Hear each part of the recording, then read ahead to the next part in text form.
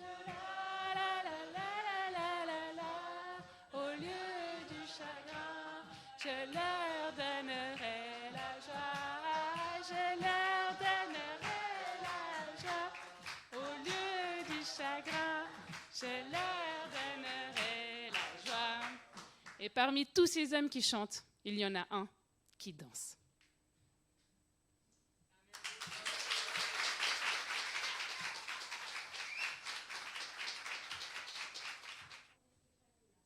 Je peux pas m'attribuer ça. C'est Alix Noble, qui est la grande conteuse suisse que tout le monde connaît là-bas. Et Stéphanie nous a rejoints dans mon stage cet été, mais ce n'est pas moi qui l'ai formée. Son talent lui vient, voilà. Et son talent lui vient de Dieu, ainsi que son don d'improvisation.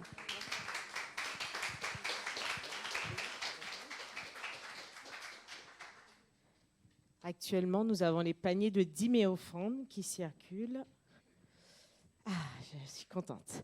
Donc, comme on l'annonce depuis quelques semaines, vous pouvez directement vous donner vos dîmes et vos offrandes aussi par le biais d'Eloasso, juste en flashant le QR code que vous voyez sur l'image. Juste vous rappeler que nous avons une préparation de nouveaux membres qui va bientôt commencer. Donc, si vous êtes intéressés, faire partie de cette église en vous engageant d'une façon plus concrète. Donc, merci de vous diriger vers l'équipe pastorale. Cette semaine, nous avons une étude biblique, donc notre étude biblique sur la famille. Et exceptionnellement, nous aurons la participation de Françoise Caron avec nous, donc si vous savez, l'église de Maranatha. Donc, elle sera là et ça se fera par Zoom, toujours par Zoom. Dimanche, nous avons notre culte à 10h30, suivi de notre réunion de responsables de service. Repas tiré du sac ? Oui, il me semblait qu'il y avait quelque chose. Voilà. Donc, le repas est offert. Donc, dimanche, à la suite du culte, nous avons notre réunion de rentrée de responsables de service. Et à 13h, toujours le groupe de jeunes. Je vois plus. Oui, 13h, groupe de jeunes. Je laisse la place au groupe de louanges. Voilà, les enfants vont rejoindre les moniteurs et on va prendre ce temps d'adoration. Encore merci beaucoup Stéphanie, merci pour ce récit de David. Ce récit impressionnant qui nous parle de nous aussi, de nos vies.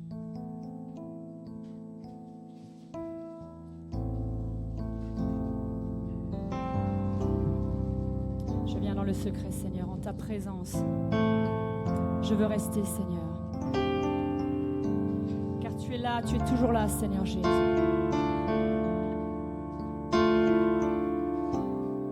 Surtout, sentez-vous libre de vous lever, continuez comme avant, d'être à l'aise. Si vous avez quelque chose à partager, une image, une parole, un psaume, un texte, une impression, surtout exprimez-vous librement.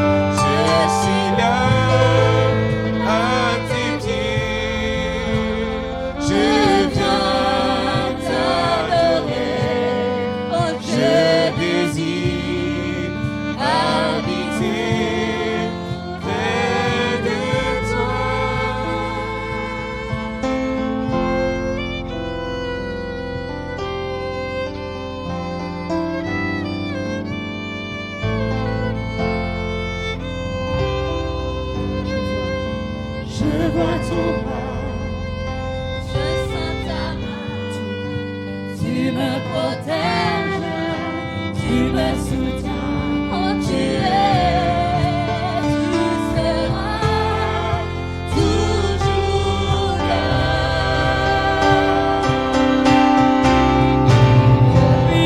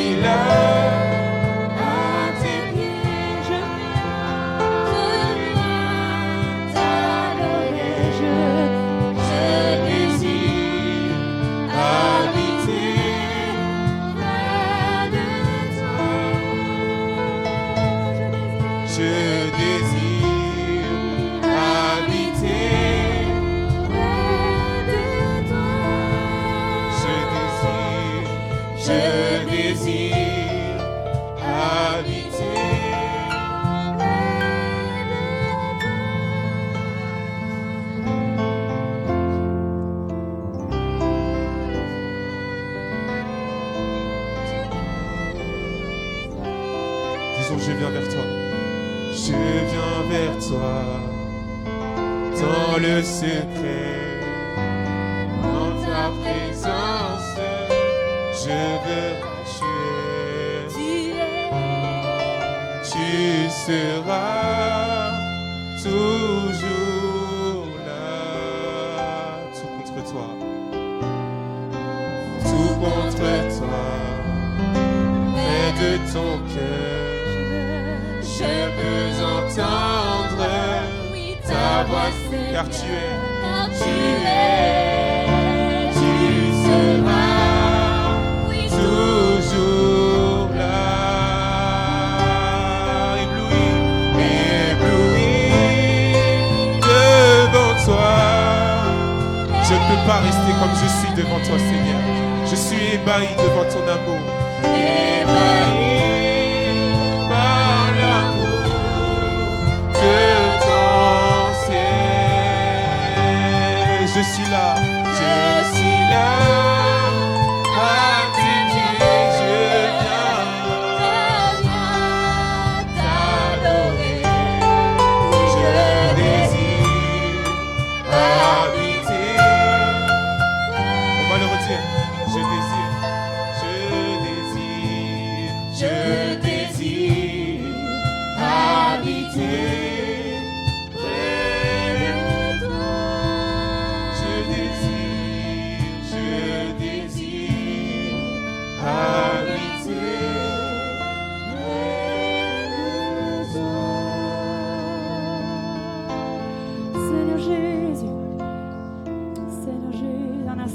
de toi vaut 1000 ailleurs, Seigneur Jésus. Un instant auprès de toi, 1000 ailleurs, Seigneur Jésus. Alléluia. Ouvrions-nous, Seigneur Jésus. Tu nous attires, Seigneur, tu nous attires près de toi, Jésus.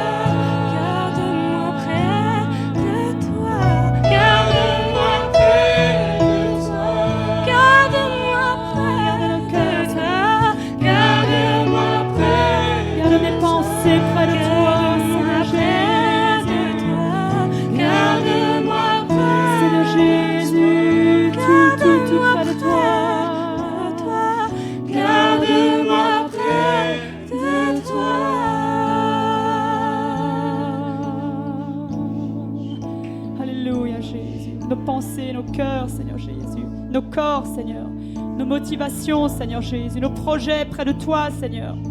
Tout près de toi, Seigneur Jésus, collé à toi, Seigneur. Tes projets, tes intentions, Seigneur, tes motivations, Jésus, tes paroles, Seigneur, mon Dieu, tes idées, Seigneur Jésus. Tout près de toi, Seigneur Jésus, tout près de toi, Seigneur. Alléluia. Car, Seigneur, tes bénédictions ne sont suivies d'aucun chagrin, Seigneur, mais seulement si elles sont tout près de toi, Jésus, près de ton cœur, mon Dieu. Alléluia, Jésus. Alléluia. Prenons encore un temps d'adoration, de louange, de partage aussi. Alléluia. Tout près de toi, Jésus. Tout près de toi, Jésus, Jésus, Jésus.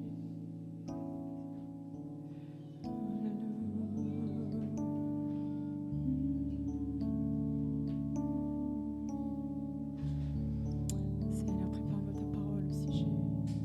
Prépare nos cœurs à ta parole, Seigneur, mon Dieu. Je veux chanter un chant d'amour Alléluia, Jésus. pour mon Sauveur, pour toi Jésus. Merci pour ce que tu as fait. Tu es si précieux, Jésus mon Sauveur. Je veux chanter. Je veux chanter un chant d'amour Alléluia, Jésus. pour mon Sauveur, pour toi Jésus. Merci, merci. Merci pour ce que tu as fait. Tu es si précieux, Jésus mon Sauveur. Je suis heureux. Je suis heureux, tu m'as donné ton nom. Je ne veux pas être ailleurs. Je suis heureux, tu m'as donné ton nom. Fils et fille de Dieu. Je ne veux pas être ailleurs. Dans tes bras d'amour, dans tes bras d'amour, dans tes bras d'amour, dans tes bras d'amour, tout contre toi, près de ton cœur, tout près de toi, contre ton cœur, tout près de toi, contre ton cœur, dans tes bras d'amour, dans tes bras d'amour.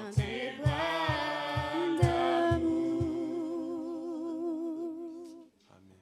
Oh Seigneur, tu es tendresse, Jésus. Tu es tendresse avec nous. Tu es tendresse. Tout en moi est ému par ton amour, captivé par qui tu es. Conduis-moi à te connaître plus encore. Je veux m'approcher de toi, laisser mes peurs derrière moi. Seigneur, viens toucher ma vie. Oh, tout en moi, ému par ton amour, captivé par qui tu es. Conduis-moi à te connaître plus encore. Je veux m'approcher de toi, laisser mes peurs derrière moi. Seigneur, viens toucher ma vie. Oh, tout en moi est ému par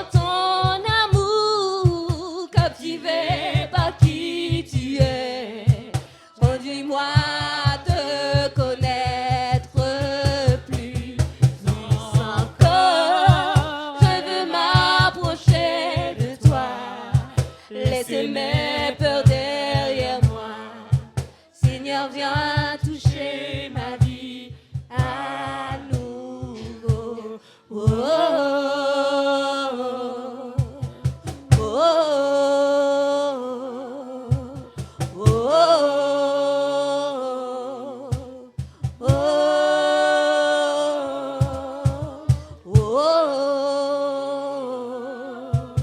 oh,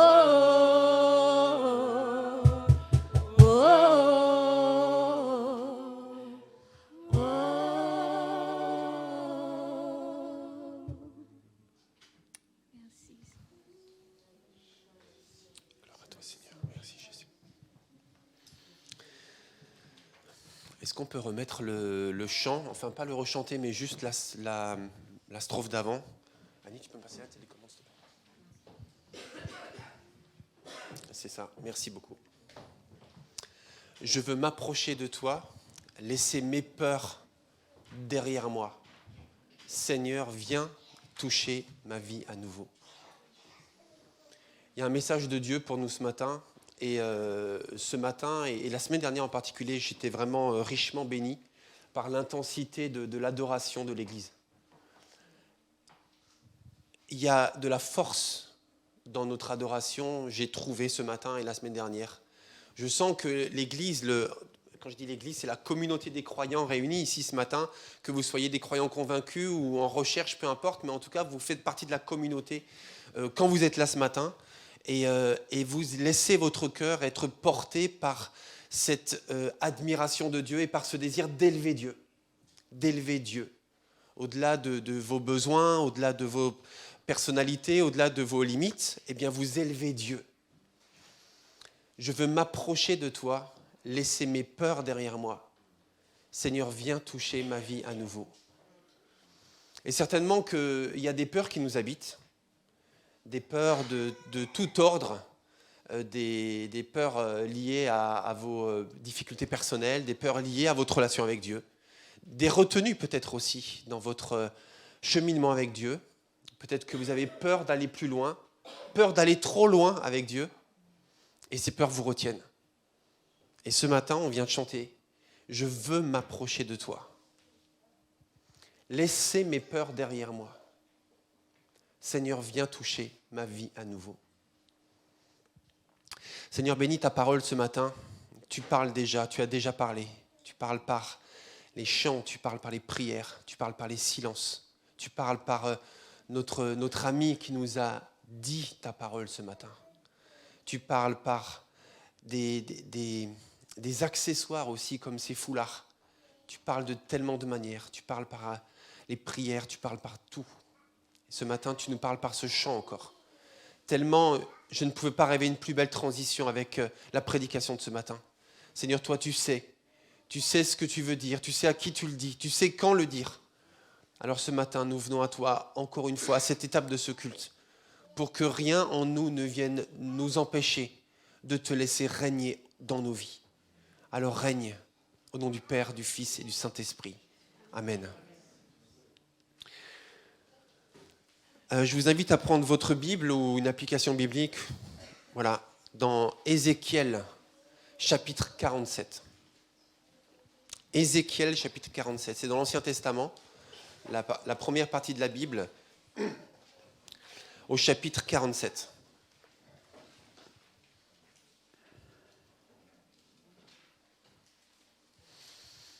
Pendant que vous cherchez Ézéchiel 47, le titre de ma prédication de ce matin, c'est « Quelles sont tes attentes de Dieu ?» ou « Quelles sont tes attentes envers Dieu ?» Ou je n'ai pas réussi à trouver vraiment la formule, vous savez, qui claque, comme on dit. Je n'ai pas trouvé. Mais c'est plutôt, est-ce que tu as encore des attentes envers Dieu? Est-ce que tu es à l'écoute de Dieu? Est-ce que tu es prêt à laisser Dieu te surprendre? Est-ce que tu as encore des attentes envers Dieu? Ou quelles sont tes attentes de Dieu? Ézéchiel, chapitre 47.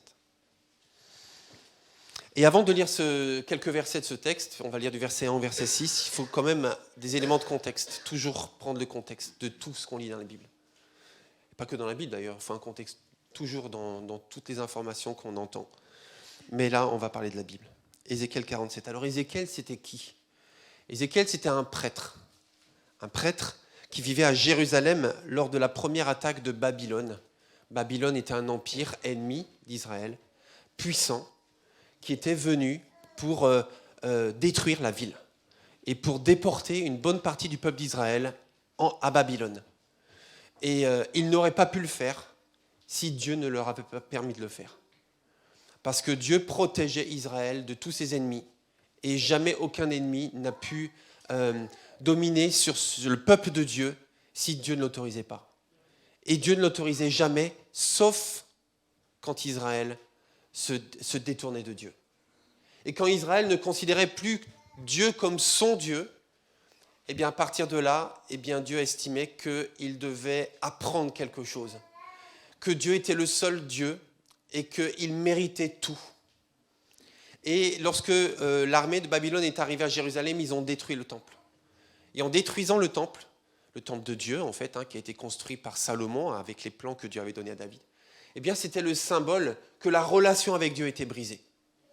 Et en fait, c'est parce que la relation avec Dieu était brisée entre le peuple et Dieu que Dieu a permis que son temple soit détruit.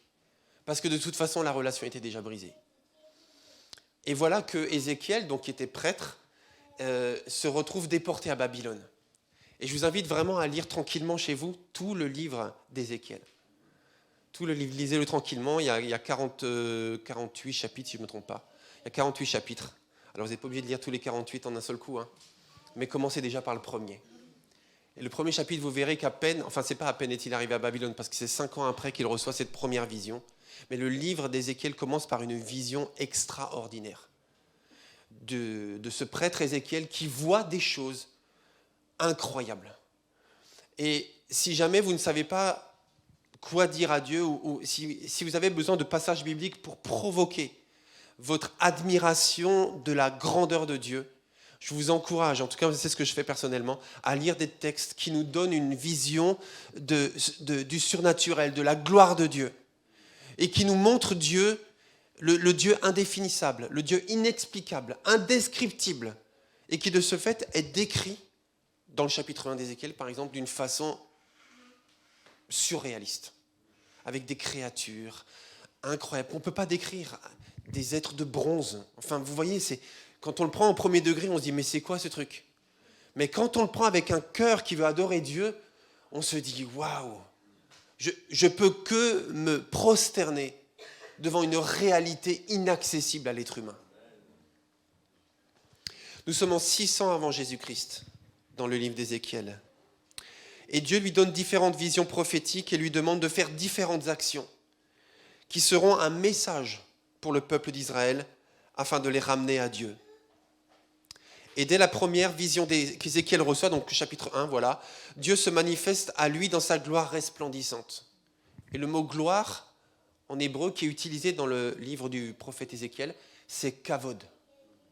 Et kavod, ça veut dire gloire, mais kavod, ça veut dire lourd. Ça veut dire épais. Et vous savez, on utilise parfois cette expression on dit c'est du lourd. Vous savez, c'est un peu populaire comme expression, mais ça veut dire que là, c'est dense, quoi. Là, c'est intense. Là, il y a de l'épaisseur. Et kavod, ça veut dire que la gloire de Dieu est épaisse. Ça veut dire qu'on ne peut pas prendre à la légère cette présence de Dieu, simplement parce que quand Dieu est là, il n'y a plus rien d'autre qui rivalise. Et lorsqu'Ézéchiel est face à cette description de la gloire de Dieu, il est, démuni. Il est démuni face à ce qu'il observe. Donc en hébreu, kavod signifie lourd, important. Et c'est le même mot qui est utilisé pour décrire la gloire de Dieu sur le mont Sinaï lorsque Moïse reçoit l'étape de la loi. Et dans ces différentes visions, le prophète Ézéchiel est guidé par un individu. Et on va le voir au chapitre 47, il est guidé par un individu qui le guide, notamment dans ce chapitre qui nous parle de la visite du temple. Il est guidé par un homme, par une personne, par un être. Vraisemblablement, c'est un ange qui le guide pour le conduire et lui montrer des choses lorsqu'il est en train d'être face à ces visions surnaturelles. Une description unique du temple restauré. Parce que rappelez-vous qu'il a été détruit à Jérusalem. Mais Ézéchiel se trouve à Babylone, la ville qui incarne l'idolâtrie, la perversion, la rébellion contre Dieu. Eh bien, c'est dans cette ville et dans ce pays qui représente les êtres les plus éloignés de la présence de Dieu que Dieu lui donne la vision d'un temple restauré. Et en dehors de la description dans Chronique, en dehors de la description que David reçoit de la part de Dieu du temple à construire, eh bien c'est la seule fois dans la Bible où on a une vision aussi détaillée du temple de Dieu qui sera reconstruit. Et on a 8 chapitres qui nous parlent de ça, 40 à 48. Et là nous lisons donc dans Ézéchiel 47, versets 1 à 6. Et si je vous donne tous ces éléments de contexte, c'est pour qu'on apprécie bien le texte, pour qu'on le comprenne bien, et aussi j'espère pour vous donner l'envie de lire le reste. Ézéchiel 47, versets 1 à 6. L'individu me ramena vers l'entrée du temple. Et je vis que de l'eau jaillissait de dessous le seuil du temple. Du côté oriental, la façade du temple étant à l'est, et l'eau s'écoulait du côté sud de l'édifice en passant au sud de l'autel. L'individu me fit sortir par la porte nord et m'en fit contourner l'extérieur jusqu'à la porte extérieure orientale. Je vis l'eau couler du côté droit de cette porte. L'individu s'éloigna vers l'est, un cordeau à la main. Il mesura 1000 coudées en aval et me fit traverser l'eau. Et l'eau m'arrivait jusqu'aux chevilles. Il mesura encore 1000 coudées et me fit de nouveau traverser l'eau. Et l'eau me venait jusqu'aux genoux. Il mesura encore 1000 coudées et me fit traverser. Et l'eau me venait jusqu'à la taille.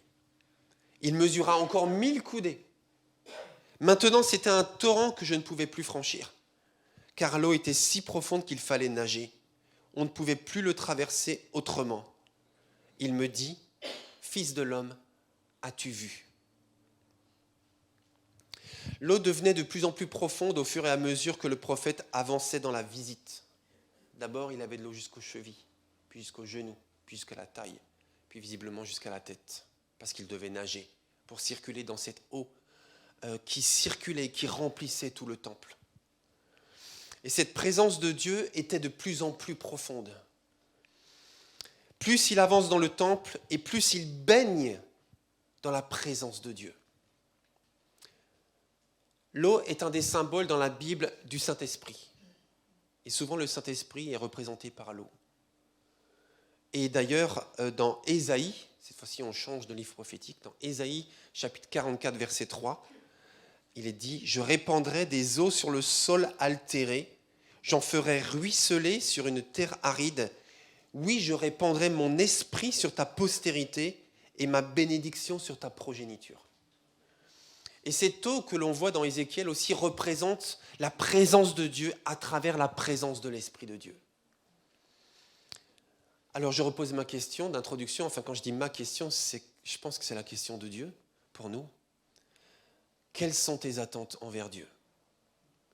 Est-ce que tu as encore envie de te laisser surprendre par Dieu ? Est-ce que tu as envie que Dieu t'emmène plus loin, plus profondément avec lui ? Est-ce que tu as envie d'expérimenter plus de gloire de Dieu, plus de profondeur avec Dieu ? Le week-end dernier, nous avons été bénis par ce séminaire sur la foi et la prière, n'est-ce pas ? Levez la main ceux qui ont été bénis. Bon. Si vous avez été bénis, c'est que vous avez été là, déjà, bon, forcément, ou vous l'avez vu sur YouTube. Voilà. Parce que c'est possible, hein. Sur YouTube, vous tapez Église de Dieu Pontoise et vous avez toutes les vidéos. Et moi aussi, hein, j'ai été béni par tellement de choses que nous avons vécues et que nous avons entendues. Et il y a certaines choses qui ont attiré mon attention et qui vont me nourrir pour longtemps. Et qui vont certainement corriger, je ne suis peut-être pas le seul, ma manière de prier. Et ma manière d'appréhender aussi mes temps de prière avec Dieu. Nous avons l'habitude, pour la plupart d'entre nous, en tout cas je l'observe, l'habitude, même la très bonne habitude de venir à l'église. Mais c'est une très bonne habitude, il ne faut pas croire que les habitudes sont mauvaises. C'est une très bonne habitude, même on peut dire une routine dans le bon sens du terme, ça veut dire une habitude qui règle ma vie et qui rythme mon existence. Donc c'est une très bonne habitude. Mais est-ce que quand je viens à l'église, je m'attends encore à quelque chose de spécial? Est-ce que quand je vis un temps de prière personnel ou avec les frères et sœurs, est-ce que je m'attends encore à quelque chose de nouveau, de frais de la part de Dieu? Désires-tu avancer dans la profondeur de Dieu? Désires-tu avancer dans la profondeur de Dieu? Rejoindre Jésus, comme disait le pasteur Christophe Blom, dans sa réunion de prière, plutôt que de l'inviter dans la tienne. J'étais interpellé aussi quand il disait, vous ne trouvez pas que des fois nos réunions de prière sont ennuyantes? Franchement, des fois elles sont ennuyantes. Et je le cite, nous pas ici, mais j'entends que ça peut exister ailleurs. Non, je plaisante, évidemment, je plaisante. Nous, on est pareil que tout le monde. Vous ne trouvez pas que des fois, nos réunions de prière sont un peu ennuyantes, disait-il? Vous ne trouvez pas que des fois, on tourne un peu en rond? Et d'ailleurs, vous ne trouvez pas que des fois, nos réunions de prière ne sont pas trop fréquentées parce que les gens sont convaincus qu'elles sont ennuyantes, qu'ils ne savent pas quoi faire, ils ne savent pas quoi dire, ils ne savent pas quoi vivre, donc ils ne viennent pas? C'est un peu vrai, n'empêche, non? C'est un peu vrai que nos réunions de prière ne sont pas très fréquentées. Et même ceux qui disent oui, des fois, je ne vous vois pas trop aussi. Je dis ça, je juge personne, je ne condamne pas, c'est juste pour accrocher, vous comprenez, on n'est pas là-dedans. Mais n'empêche que c'est vrai. Et du coup, il disait, mais est-ce que vous croyez qu'au ciel, on s'ennuie? Et au ciel, ça veut dire dans la présence de Dieu. Le ciel, c'est pour différencier de la terre, ça ne veut pas dire là où Thomas Pesquet va régulièrement faire des allers-retours. Quand on parle du ciel, ça veut dire l'autre dimension que la dimension terrestre. Est-ce que vous croyez que dans la présence de Dieu, on s'ennuie, nous demandait-il? Est-ce que vous croyez que, en fait, quand il y a un temps de prière, un temps d'adoration devant le trône de Dieu, est-ce que vous croyez que c'est ennuyant? On était obligé de dire non. Parce que quand on lit l'Apocalypse, quand on lit Ézéchiel, quand on lit Daniel, on voit ce qui se passe quand même et on se dit waouh, mais c'est incroyable. Mais nous-mêmes, en lisant, on est à chaque fois pris à contre-poil et on se dit mais c'est incroyable ce que je lis, mais c'est spectaculaire, mais c'est extraordinaire. Il y a des gens qui peuvent adorer, mais jour et nuit, H24. En disant simplement Saint, Saint, Saint est l'Éternel, pendant des semaines, des mois, et ça ne les ennuie pas, parce qu'ils sont dans la présence de Dieu. Et ils vivent les choses à la manière de Dieu. Donc Christophe posait la question, et si on vivait les choses à la manière de Dieu? Désires-tu rejoindre Dieu dans sa réunion de prière, dans sa volonté, dans son royaume?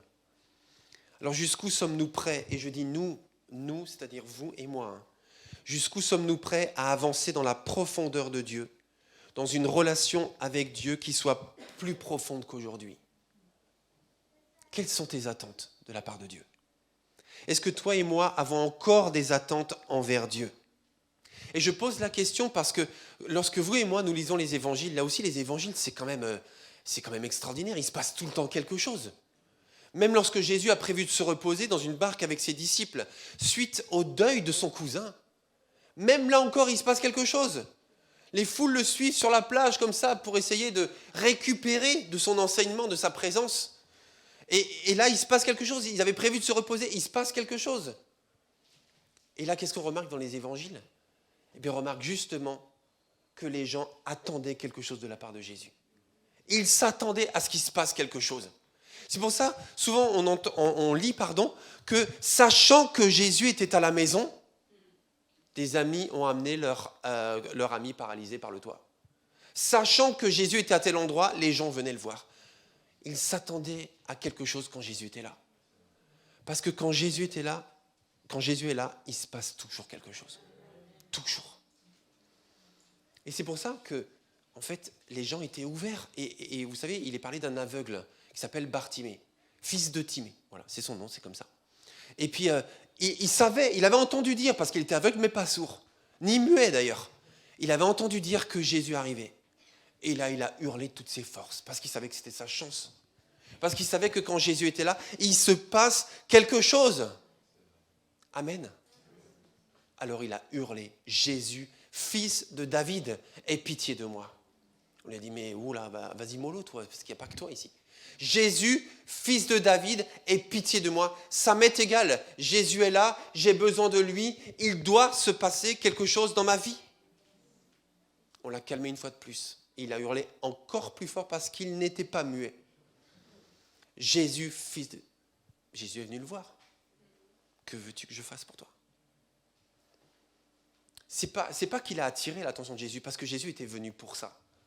Mais c'est juste que lui, il s'attendait à ce que quelque chose se passe parce que Jésus était là. Et il s'est passé quelque chose dans sa vie.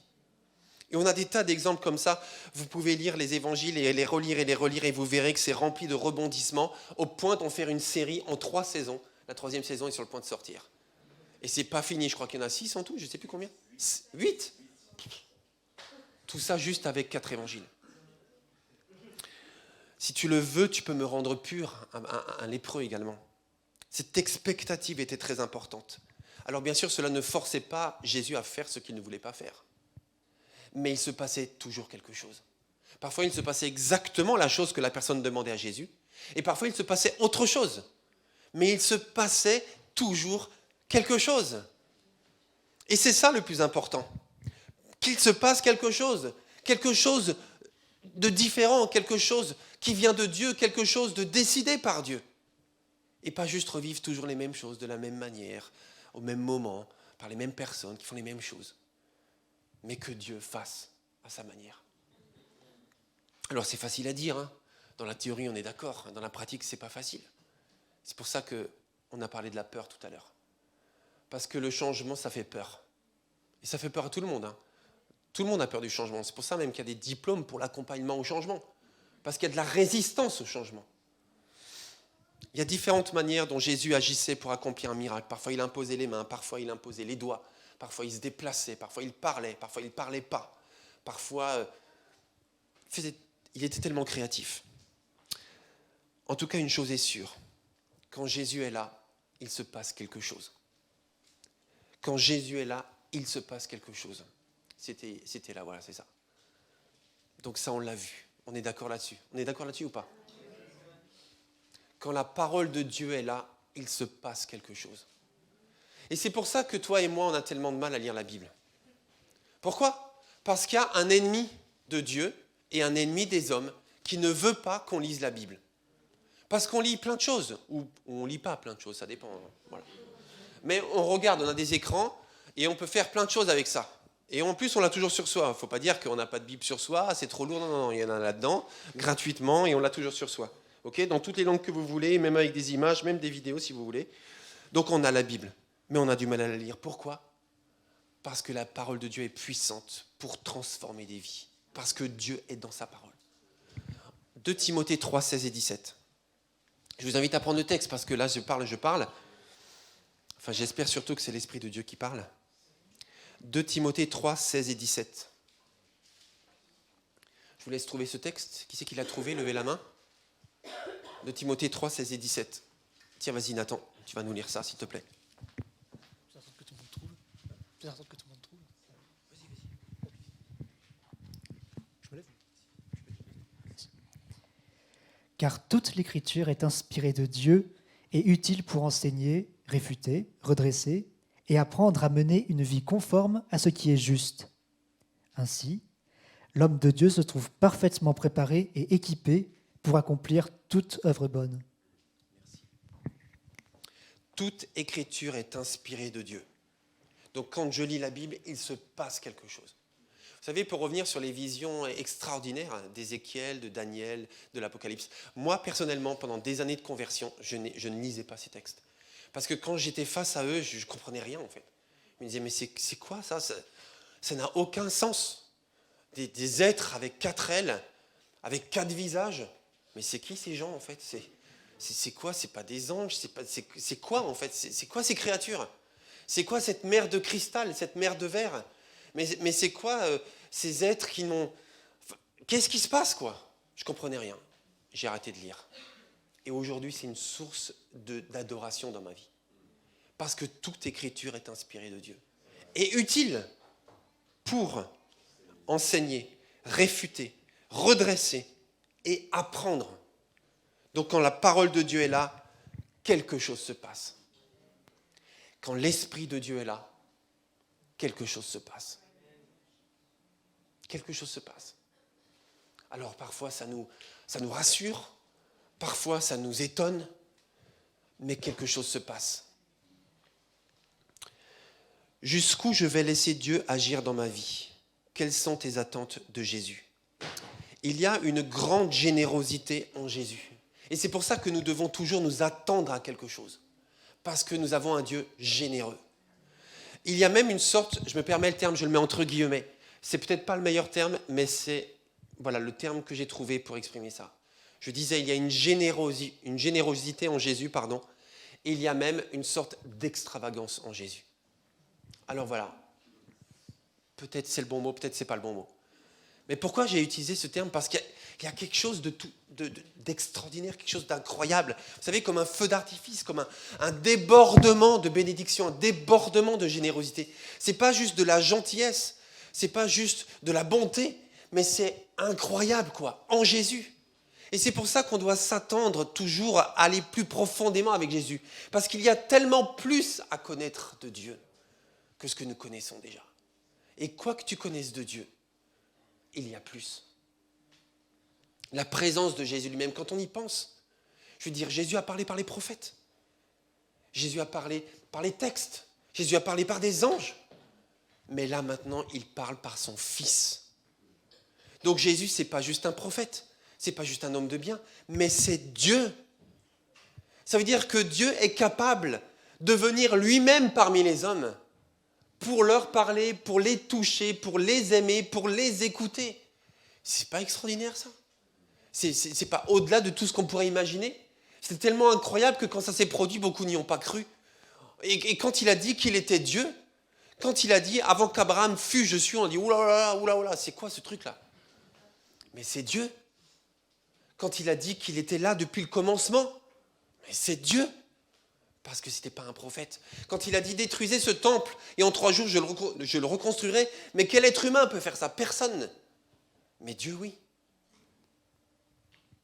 Quand Jésus dit « Tu aimeras ton ennemi », ça c'est l'extravagance de l'amour de Dieu. Parce qu'il a aimé ses ennemis dont nous faisions partie. Donc quand il nous demande pas seulement d'aimer nos amis, mais d'aimer nos ennemis, mais ça c'est la générosité de Dieu. Quand il dit, si quelqu'un te réquisitionne, Matthieu 5, 41, si quelqu'un te réquisitionne pour porter un fardeau sur 1 kilomètre, fais 2 kilomètres avec lui. Vous voyez ce que je veux dire? C'est la générosité de Dieu qui coule, qui doit couler à travers nous, pour qu'on soit généreux envers les autres. Tu pardonneras. Pierre vient le voir en disant, Maître, si quelqu'un me fait du mal, est-ce que je dois lui pardonner jusque 7 fois? Quand même 7 fois c'est beaucoup, hein? 1 fois c'est déjà beaucoup. 2 fois c'est énorme. 3 fois, bref, jusque 7 fois, et là il a fait fort parce qu'il a dit, moi je vais prendre le chiffre parfait de Dieu. Et là je me dis, là il n'y a que Dieu qui peut pardonner jusque 7 fois. Alors est-ce que moi aussi je dois pardonner jusque 7 fois? Vous connaissez la réponse de Jésus? Tu pardonneras jusqu'à 70 fois, 7 fois. C'est pas de l'extravagance. Vous comprenez ce que je veux dire par, j'espère que ça ne choque pas, par la générosité de Dieu, mais c'est juste l'abondance, l'abondance, l'abondance, l'abondance. Et quand nous attendons à Dieu juste dans ce qu'on a connu jusqu'à aujourd'hui, en se disant, ben voilà, Dieu, il parle comme ça, il fait comme ça, il est comme ça, il bouge comme ça, eh bien en fait, on est en train d'enfermer Dieu dans quelque chose qui nous ressemble à nous. Alors que Dieu est tellement plus que ça. Celui qui croit en moi, des fleuves d'eau vive sortiront de lui. Et il dit cela du Saint-Esprit qui devait venir. Jean 7, 38. Celui qui croit en moi, des fleuves d'eau vive. Mais c'est pas aussi de la générosité, c'est pas beaucoup ça quand même. C'est pas juste une rivière, c'est pas juste des larmes, c'est pas juste de l'eau, c'est des fleuves qui sortent de toi, des fleuves, de l'eau courante, de l'eau qui gronde. Et autre chose qui m'a vraiment parlé encore, ça c'est dans l'Ancien Testament, Ésaïe 1, sur la générosité de Dieu. Ésaïe 1, 18. Si vos péchés sont rouges comme le cramoisi, ils seront blancs comme la neige. Rouge comme le cramoisi. Vous connaissez le rouge cramoisi? Le rouge pourpre. Voilà, j'ai amené un tissu qui ressemble à peu près à du rouge. Bon, c'est pas tout à fait ça, mais le rouge cramoisi. Est-ce que vous savez comment on obtient ou comment on obtenait le rouge cramoisi ou le rouge cochenille, en fait. Le carmin de cochenille. Avec des cochenilles. Les cochenilles sont des insectes. On en trouve encore aujourd'hui dans l'alimentation parce que c'est tout à fait, c'est même bio en fait. Dans le chorizo, je vous dis ça comme ça, la couleur du chorizo n'est pas due au piment, mais quand c'est un chorizo d'origine naturelle, la plupart du temps, vous regardez les ingrédients, il y a marqué colorant carmin de cochenille. Parce que c'est ça que donne le carmin de cochenille.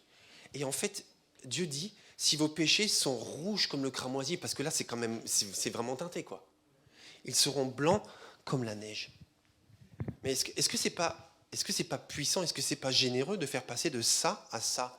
Est-ce qu'on n'aurait pas pu faire du rouge pâle, du rose clair?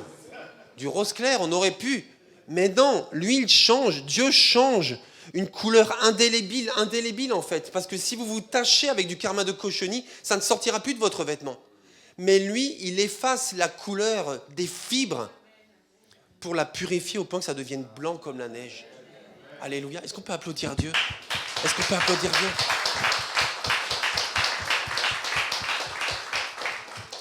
Ça, c'est la générosité de Dieu. Pierre lui réplique, lorsque Jésus voulait lui laver ses pieds. Non, tu ne me laveras pas les pieds. C'est hors de question. Jésus lui dit, si, c'est dans Jean 13, 8 et 9.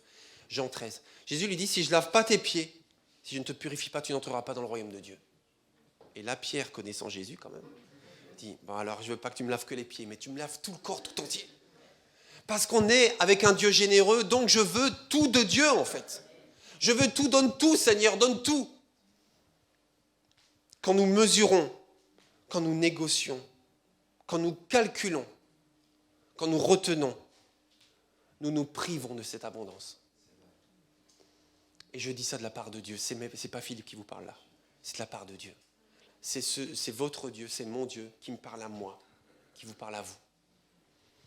Jésus nous appelle à lui laisser toute la place.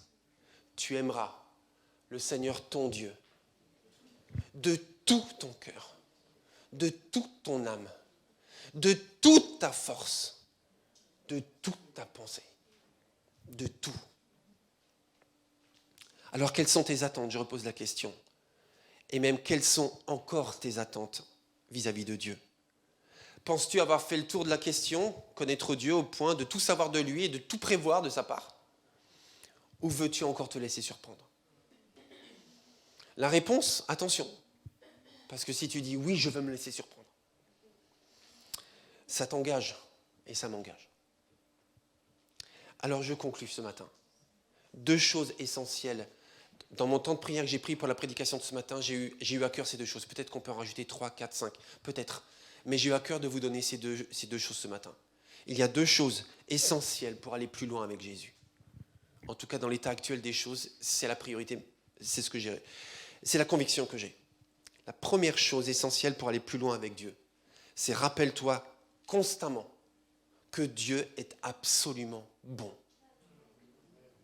Rappelle-toi constamment que Dieu est absolument bon. Il n'est pas méchant, il n'est pas pervers, il n'est pas manipulateur, il n'est pas sournois, il n'y a pas de mal en lui. Il est absolument bon. Donc n'aie pas peur. S'il y a une personne dans tout l'univers de qui tu ne dois pas avoir peur, c'est Dieu. Parce qu'il est absolument bon Dieu bon. C'est comme ça qu'on dit en créole, non? Bon Dieu bon.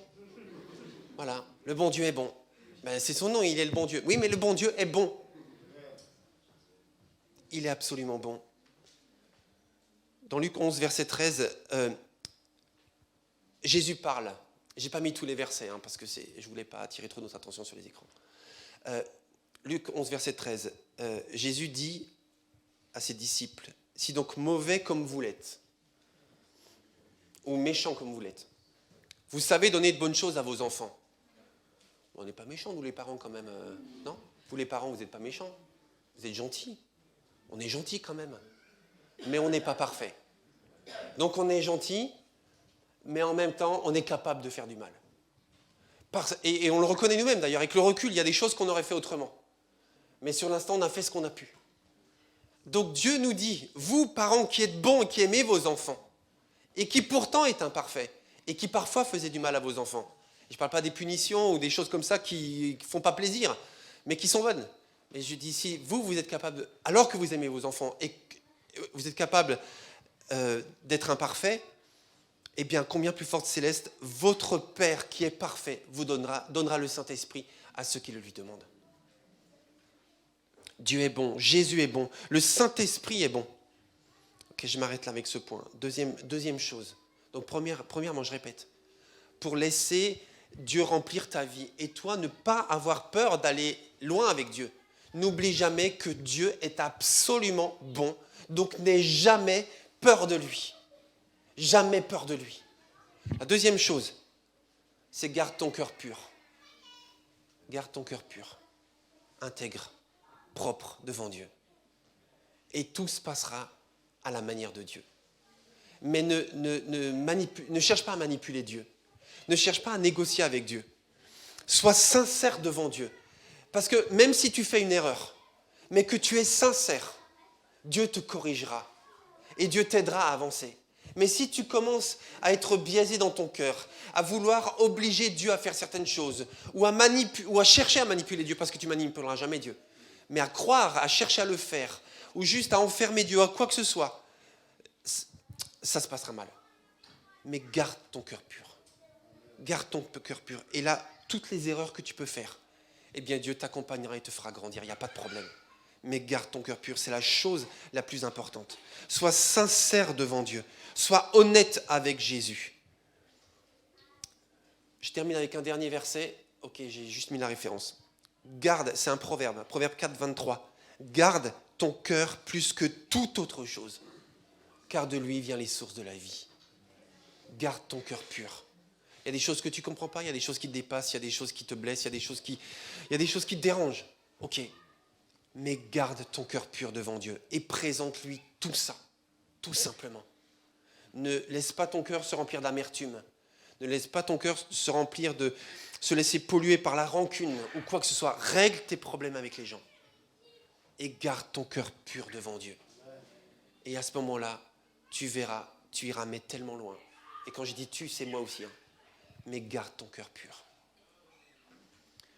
J'aimerais laisser la place au groupe de louanges et j'aimerais qu'on termine par un appel. Et ce chant sera un appel, tout simplement. Tout à toi. Que ma vie soit tout à toi. Tout à toi. Je veux tout donner pour toi. Alors si vous me rejoignez dans cette prédication, dans ce message de la part de Dieu, de la part d'un homme qui, comme vous, eh bien, a des retenues, a des freins, mais qui aime tellement Dieu et qui veut laisser Dieu régner. Et si ce chant représente ce que vous voulez, ce chant représente ce que tu veux, je m'adresse à toi personnellement, eh bien chante-le et que ce soit ta prière, ta réponse à l'appel de Dieu. Et à ce moment-là, donne-lui tout. Mais vous savez, je sais très bien qu'on peut aussi être remué dans un message comme ça et que ça peut nous toucher profondément, nous émouvoir et répondre à notre besoin profond. Mais après, quand on rentre dans notre vie, on reprend nos habitudes et en fait, ce matin, abandonne-toi à Dieu si tu le veux, bien sûr. Et fais cette prière avec un cœur pur. Et tu verras que même dans le concret de ta vie et même dans les réunions qu'on vit ensemble, eh bien, le Seigneur entend ta consécration de ce matin et il t'aidera à la vivre au quotidien. Amen.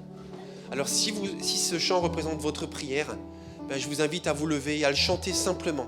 Il n'y a rien besoin de faire de plus que d'être sincère devant Dieu et que ce chant soit notre prière. Tout à toi, que ma vie soit tout à toi. Tout à toi, je veux tout donner pour toi. Tout à toi, que ma vie soit tout à toi. Tout à toi, je veux tout donner pour toi. Tout à toi, Jésus. Tout à toi, que ma vie soit tout à toi. Tout à toi, je veux tout donner pour toi.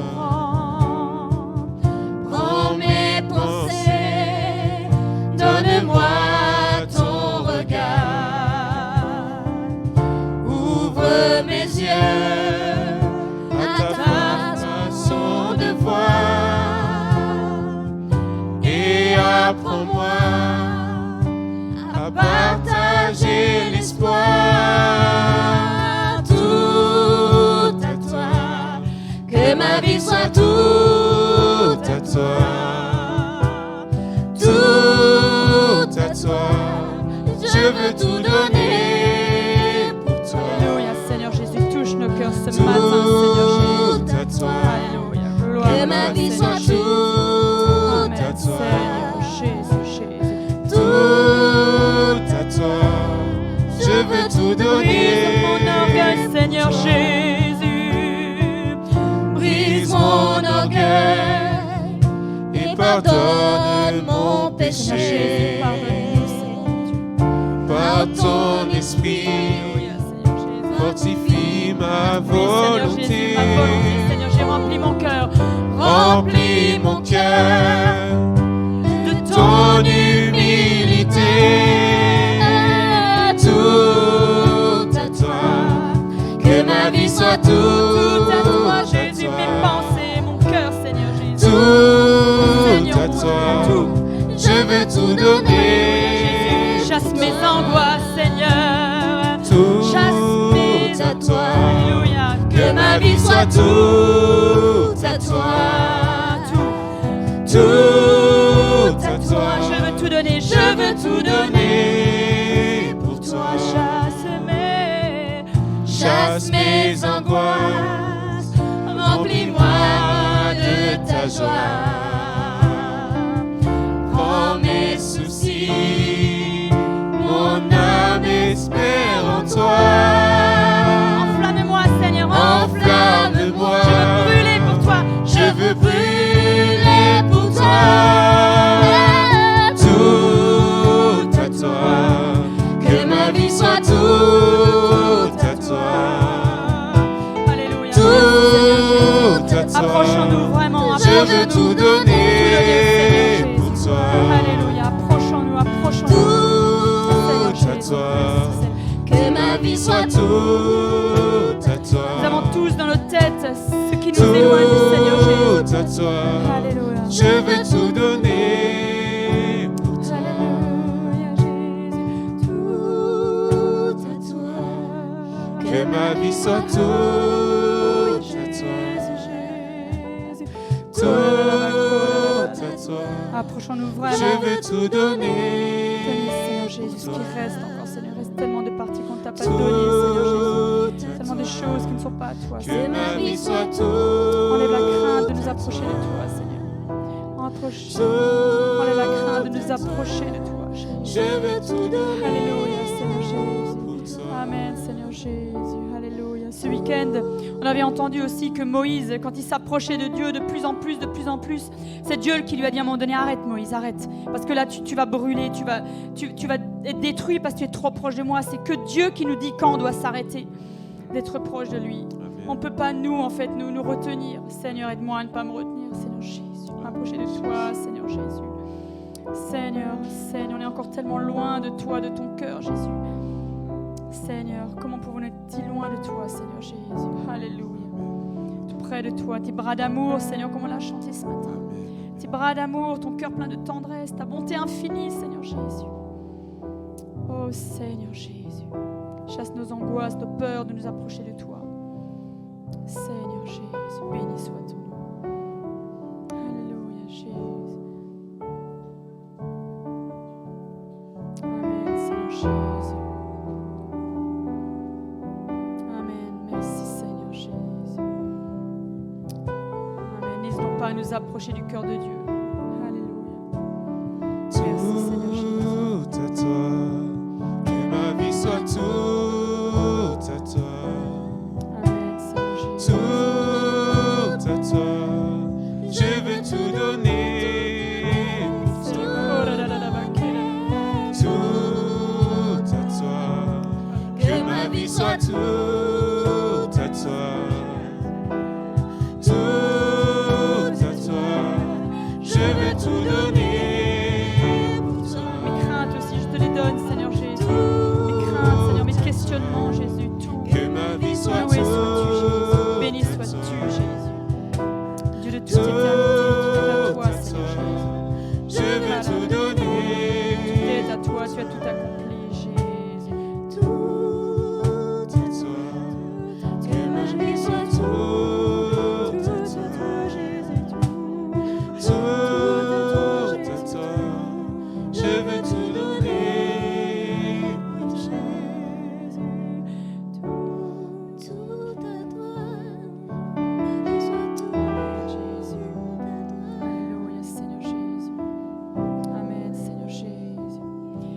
pas à sortir du rang, à vous approcher. Si vous voulez que, voilà, la prière pour vous, pour tout déposer, tout donner, Seigneur Jésus.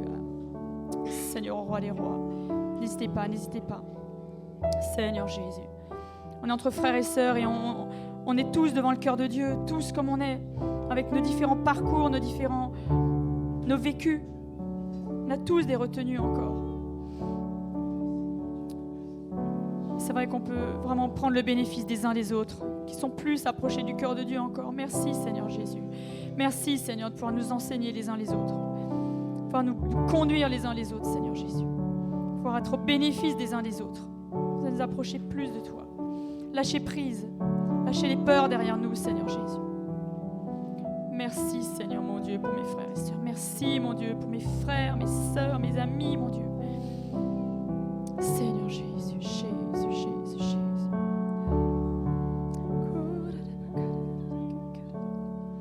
Esprit de Dieu, attire-nous à Jésus. Attire-nous à Jésus. Gloire à toi Jésus. Ce matin, c'est un acte de foi que nous posons. Nous affirmons en fait ce que nous voulons et nous affirmons ce que nous refusons.